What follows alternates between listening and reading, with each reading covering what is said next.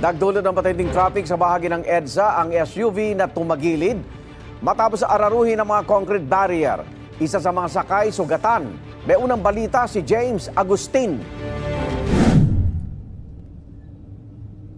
Tumagilid ang isang SUV matapos araruhin ng ilang barrier sa northbound lane ng EDSA Corinthian sa Quezon City. Bandang 2:00 sa madaling araw kanina.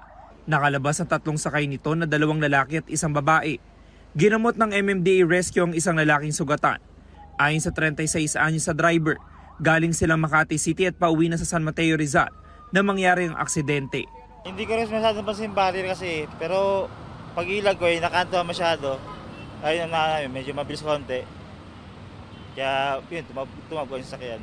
Hindi naman ho kayo naka-itlip? Ay, hindi naman po.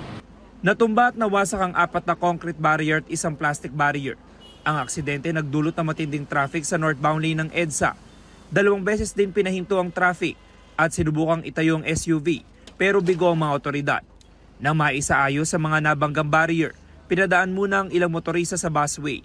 Inabot na mahigit 1 oras bago tuluyang naialis ang sasakyan sa pinangyarihan ng aksidente. Patuloy ang imbestigasyon ng QCPD Traffic Sector 3. Ito ang unang balita. James Agustin para sa GMA Integrated News. Igan, mauna ka sa mga balita, mag-subscribe na sa GMA Integrated News sa YouTube para sa iba't ibang ulat sa ating bansa.